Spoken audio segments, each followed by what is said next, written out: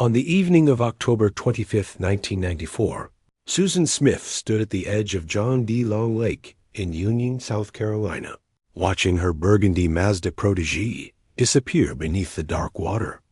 Inside the sinking vehicle, strapped into their car seats, were her two young sons, 3-year-old Michael and 14-month-old Alexander. As the car slipped below the surface, Smith believed she had just solved the problem that was preventing her from winning back the wealthy man she desperately wanted. What happened next would expose one of the most callous and calculated revenge plots in American criminal history. Smith drove to a nearby home and frantically told residents that a black man had carjacked her vehicle with her children inside. Within hours, her tearful pleas for her son's safe return were broadcast across the nation, sparking one of the largest manhunts in South Carolina history. For 9 days, Smith appeared on television and pleaded with the fictitious kidnapper to bring her babies home. The entire country watched as this young mother's apparent anguish tugged at heartstrings from coast to coast. Search teams combed the region, looking for any trace of Michael and Alexander. Police officers stopped black men throughout the area, following Smith's description of the alleged carjacker, but investigators had begun to notice inconsistencies in Smith's story from the very beginning. Her account of the carjacking contained details that didn't add up. The timeline she provided had gaps that couldn't be explained. Most telling of all, her behavior during the search seemed rehearsed rather than genuine. What the public didn't know was that Smith's plan for revenge had already backfired in the most devastating way imaginable. Her attempt to eliminate the obstacles to her romantic desires had instead created evidence that would send her to prison for life. Union, South Carolina, was a small mill town of approximately 10,000 residents in 1994, where everyone knew their neighbors and family reputations stretched back generations. The community had struggled economically as textile manufacturing declined, but it retained the tight-knit character of the rural South where family connections and personal relationships shaped daily life. Susan Lee Vaughn had grown up in this environment, born on September 26, 1971, into a family marked by tragedy and instability. Her father committed suicide when she was 6 years old, leaving lasting trauma that would shape her relationships throughout her life. As a teenager, Susan sought approval and affection from older men, a pattern that would continue into her adult years. At 19, Susan married David Smith, a local man who worked at the Winn-Dixie grocery store. They had 2 sons together, Michael Daniel Smith, born in 1991, and Alexander Tyler Smith, born in 1993. The family lived modestly in Union, where Susan worked as a secretary at Conso Products, a local manufacturing company. By 1994, Susan's marriage to David was troubled, and they had separated multiple times. During one of these separations, Susan began an affair with Tom Findley, the son of her wealthy boss at Conso Products. Findley represented everything Susan felt was missing from her life: money, status, and the promise of escape from Union's limitations. Susan Smith's plan for revenge began to take shape in the weeks leading up to October 25, 1994, when her relationship with Tom Findley reached a devastating turning point. Findley, the affluent son of Conso Products owner Carrie Findley, had been conducting an on-and-off affair with Susan for several months. The relationship offered Susan a glimpse into a lifestyle far removed from her humble circumstances in Union. However, Tom Findley had grown uncomfortable with the complexity of dating a married woman with 2 young children. In October 1994, he wrote Susan a letter that would shatter her hopes and trigger the deadly events that followed. In the letter, Findley made clear that he did not want a future that included children, and that their relationship had no long-term potential as long as Susan had parental responsibilities. The rejection devastated Susan, who had begun to see Findley as her ticket to a better life.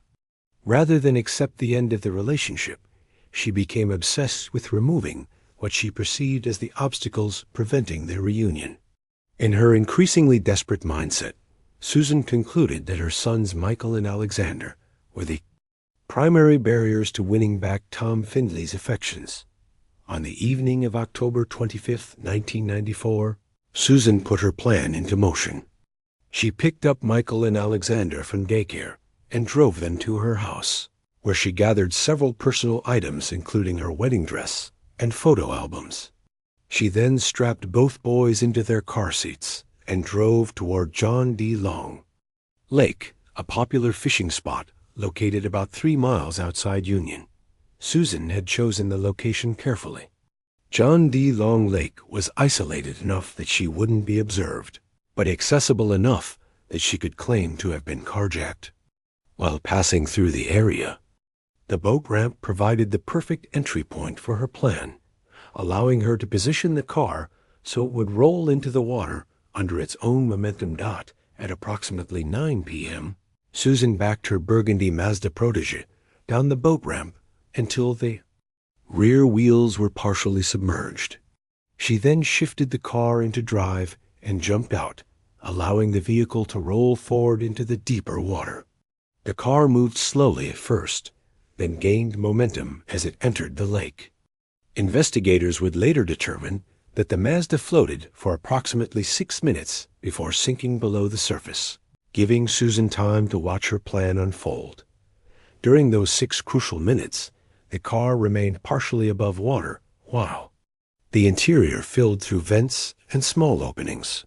Video recreations conducted by investigators showed water steadily rising inside the vehicle as Michael and Alexander, still strapped in their seats, were gradually submerged. The boys' bodies would later be found suspended upside down in their car seats, with one small hand pressed against the window in what appeared to be a final desperate attempt to escape. After the car disappeared beneath the surface, Susan walked approximately a mile to the nearest house, where she pounded on the door in apparent distress.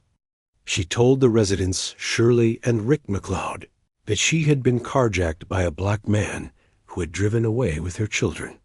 The McLeods immediately called 911, and Susan provided responding officers with a detailed description of the alleged kidnapper and the circumstances of the carjacking.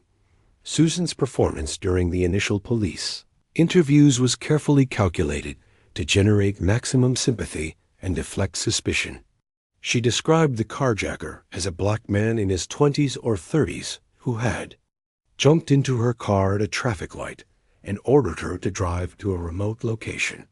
According to her account, the man had then forced her out of the vehicle, but had driven away with Michael and Alexander still inside. The story immediately triggered a massive law enforcement response. Police agencies throughout South Carolina and neighboring states issued alerts for Susan's burgundy Mazda and began searching for the described suspect. The FBI was called in to assist with what appeared to be a federal kidnapping case. Roadblocks were established throughout the region, and officers began stopping black men who matched Susan's description of the carjacker. Susan's initial success in convincing authorities of her story was aided by her genuine tears and apparent emotional distress. However, what investigators didn't realize was that her tears were not for her missing children, but rather from this overwhelming realization that her plan had committed her to a deception far more complex than she had anticipated. The weight of what she had done was beginning to settle in, but she was now trapped in a web of lies that would require increasingly elaborate performances to maintain. Sheriff Howard Wells of Union County arrived at the scene within an hour of Susan Smith's report, bringing 3 decades of law enforcement experience to what initially appeared to be a straightforward kidnapping case. However, Wells possessed the investigative instincts that often separate competent officers from exceptional ones, and something about Smith's account immediately struck him as problematic. The first red flag was Smith's remarkably detailed description of the alleged carjacker, considering the traumatic nature of the encounter she described. She provided specific information about the suspect's height, weight, clothing, and even the type of hat he was wearing. For someone who claimed to have been terrified during a violent carjacking, her recall seemed unusually precise and complete. Wells also noted inconsistencies in Smith's timeline and her explanation of events leading up to the carjacking. She claimed to have been driving aimlessly around Union when she stopped at a red traffic light at the intersection of Monarch Mills Road and Highway 49. According to Smith, this was when the carjacker jumped into her vehicle and forced her to drive to the remote location where he abandoned her. However, Wells was familiar with the traffic patterns at that intersection and realized there was a significant problem with Smith's story. The traffic light at that location was equipped with sensors that would only turn red if another vehicle was present on the cross street waiting to proceed. Smith had specifically stated that no other cars were in the area when the carjacking occurred, making it impossible for the light to have been red as she claimed. Detective Linda Stokes joined the investigation on the second day, bringing specialized training in interview techniques and behavioral analysis. Stokes noticed that Smith's emotional displays seemed inconsistent with genuine grief. While Smith cried frequently during interviews, the tears appeared to be produced on command rather than flowing from authentic distress. More troubling was Smith's tendency to peek through her fingers during crying episodes, as if monitoring the effect her performance was having on investigators. The investigation took a crucial turn when Wells decided to examine the alleged crime scene more thoroughly. The intersection where Smith claimed to have been carjacked was equipped with surveillance cameras from nearby businesses, but review of the footage showed no evidence of Smith's vehicle stopping at the location during the time frame she had specified. This discovery confirmed Wells' suspicions that Smith was fabricating key elements of her story. On October 27, 1994, investigators administered a polygraph examination to Smith. The results indicated deception on multiple questions related to her knowledge of her children's whereabouts and the circumstances of their disappearance. While polygraph results were not admissible in court, they provided investigators with additional confirmation that Smith was not telling the truth about the events of October 25th. The breakthrough in the case came when investigators began focusing their attention on John D. Long Lake. Smith had mentioned the lake during one of her interviews as a location she sometimes visited when she needed to think. Detective Stokes decided to search the lake as a precautionary measure, despite the fact that it was several miles away from where Smith claimed the carjacking had occurred. On November 3, 1994, divers from the South Carolina Law Enforcement Division entered John D. Long Lake and began a systematic search of the bottom. The lake was deeper than initially expected, and the search required specialized equipment to examine areas more than 30 feet from shore. At approximately 2:30 p.m., divers located a submerged vehicle in approximately 18 feet of water, roughly 122 feet from the boat ramp. The discovery of the burgundy Mazda Protégé immediately confirmed investigators' suspicions about Smith's involvement in her children's disappearance. The car was positioned nose down in the lake bottom, with the rear still visible to the divers. When the vehicle was pulled from the water, investigators found Michael and Alexander still strapped into their car seats, their small bodies suspended upside down as the car had settled on the lake floor. The physical evidence at the scene told a clear story of premeditation rather than spontaneous action. Tire tracks at the boat ramp showed that the car had been deliberately backed into position before being driven into the water. There were no signs of a struggle or any indication that another person had been present during the incident. Most damning of all, Smith's fingerprints were found on the car's gearshift, indicating that she had been the last person to operate the vehicle. Confronted with the physical evidence, Smith's elaborate deception began to crumble. Sheriff Wells and Detective Stokes brought her in for questioning on November 3rd. just hours after the car had been recovered from the lake. Initially, Smith continued to maintain her story about the carjacking, but the weight of evidence made her position increasingly untenable.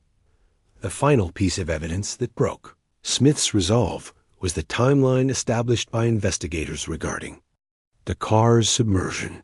Forensic analysis showed that the Mazda had floated for approximately 6 minutes before sinking completely beneath the surface. During this time, the car would have been clearly visible from the shore, and Smith would have been able to hear any sounds coming from inside the vehicle. This evidence made it impossible for Smith to claim that she had intended to commit suicide with her children, but had somehow escaped while they remained trapped at 8:30 p.m. On November 3, 1994, after hours of questioning, Susan Smith finally confessed to killing her children. She admitted that she had driven the car into John D. Long Lake herself and had watched it sink with Michael and Alexander inside. The confession brought an end to the 9-day manhunt and revealed the true horror of what had occurred on that October evening. Just as investigators believed they understood the Susan Smith case as a straightforward murder motivated by romantic obsession, a series of shocking discoveries would reveal that her crimes were part of a much more disturbing pattern of deception and manipulation that had been building for months before the murders occurred. The first stunning revelation came when investigators began examining Smith's behavior and relationships in the weeks leading up to the murders. What they discovered was that Tom Findlay wasn't her only extramarital relationship during this period. Smith had been conducting simultaneous affairs with multiple men, including her estranged husband David, Tom Findlay, and at least 2 other local men. She had been telling each of them different stories about her intentions and future plans, creating an elaborate web of romantic deceptions. More disturbing was the discovery that Smith had been using her children as tools in these manipulations. Long before she decided to kill them, investigators found evidence that she had deliberately brought Michael and Alexander to social events and family gatherings where her various romantic interests would be present and observed their reactions to determine who might be most receptive to a relationship that included children. When she determined that a particular man was uncomfortable with her sons, she would begin distancing herself from the children during subsequent encounters with that person. The investigation revealed that Smith had been researching methods of staging accidents and disappearances for several months before the murders. Her computer search history showed inquiries about car submersion times, water temperature effects on decomposition, and police procedures for missing persons cases. She had also checked out library books about criminal investigations and had been asking casual questions of law enforcement officers she encountered in Union about how kidnapping cases were typically handled.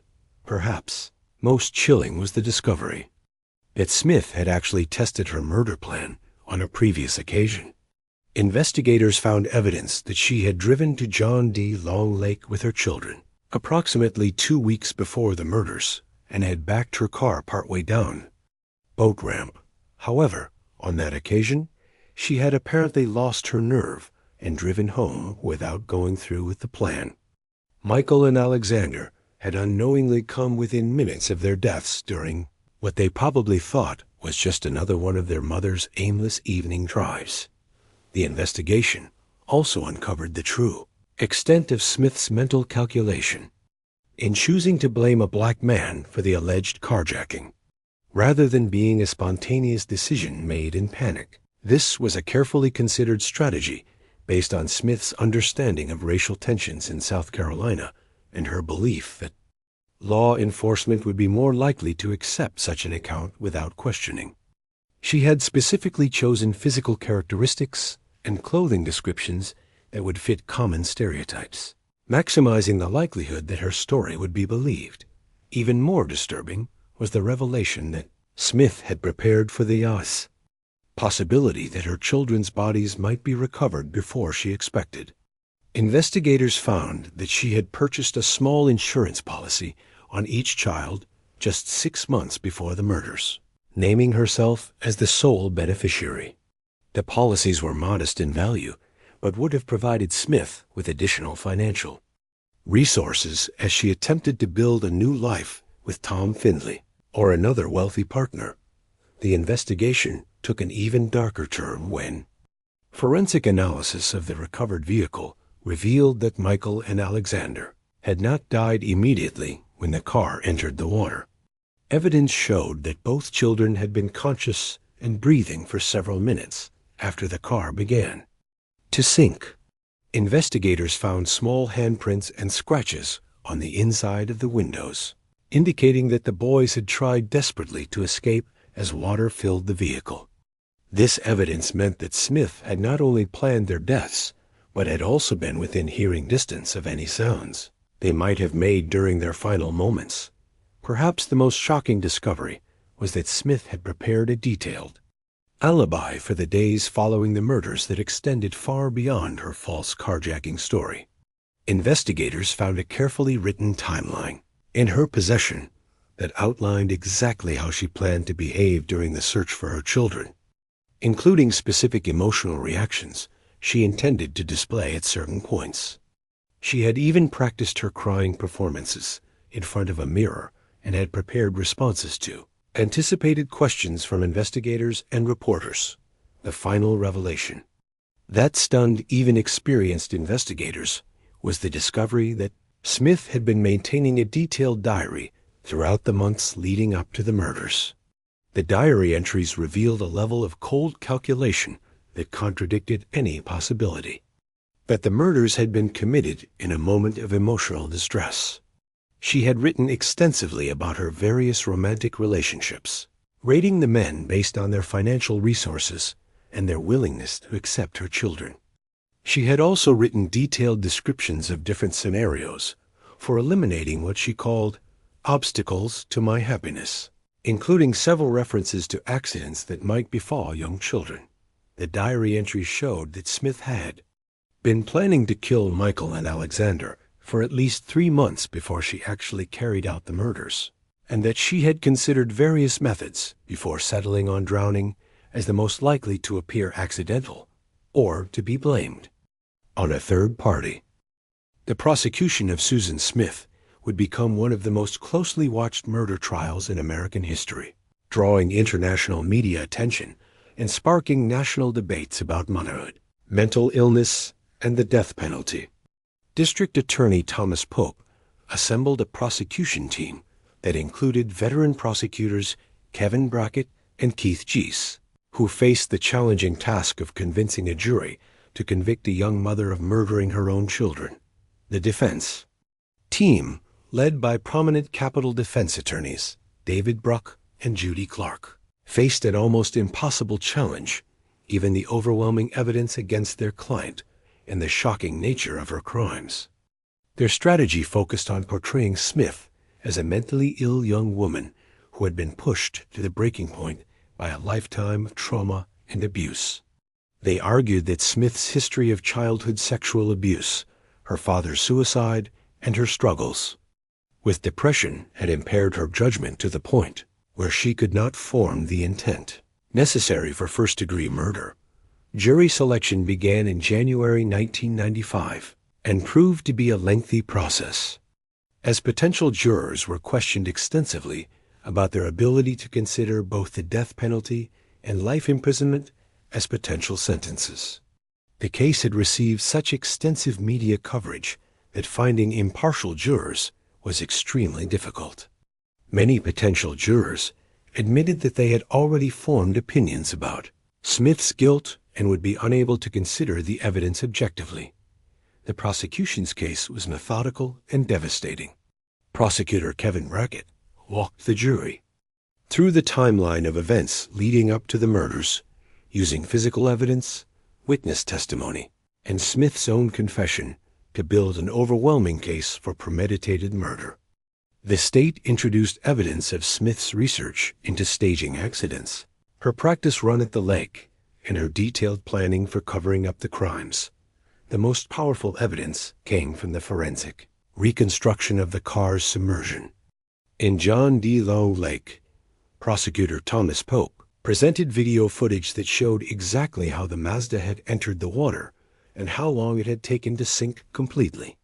The jury watched in horrified silence as the recreation demonstrated that Michael and Alexander had been conscious and attempting to escape for several minutes after the car began to fill with water.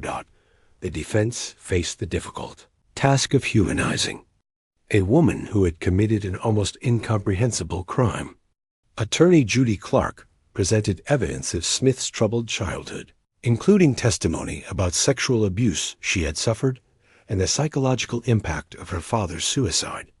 The defense also called mental health experts who testified that Smith suffered from depression and dependent personality disorder, conditions that they argued had affected her judgment and decision-making ability. However, the defense's case was severely undermined by the evidence of Smith's extensive planning and her ability to maintain her deception for 9 days after the murders. The prosecution effectively argued that Smith's behavior after the killings demonstrated a clear understanding of right and wrong and showed that she was fully capable of rational thought and planning. The trial's most dramatic moment came when Smith herself took the witness stand in an attempt to save her life. Her testimony was emotional and tearful, but it also revealed the extent of her narcissism and her inability to take full responsibility for her actions. When asked directly why she had killed her children, Smith claimed that she had intended to commit suicide with them, but had somehow survived while they died. This explanation was immediately contradicted by the physical evidence and by her own previous statements to investigators. The prosecution's cross-examination of Smith was devastating. Prosecutor Kevin Brackett methodically dismantled her claims of suicidal intent and forced her to acknowledge the premeditated nature of her actions. When confronted with her diary entries and her research into staging accidents, Smith was unable to provide coherent explanations for her behavior. After 6 weeks of testimony and evidence, the case went to the jury on July 22, 1995. The deliberation lasted only 2.5 hours before the jury returned guilty verdicts on 2 counts of murder. However, the same jury that had convicted Smith of murder was unwilling to sentence her to death. After additional deliberation during the penalty phase, they recommended life imprisonment instead of execution. On July 28, 1995, Judge William Howard sentenced Susan Smith to life in prison with the possibility of parole after 30 years.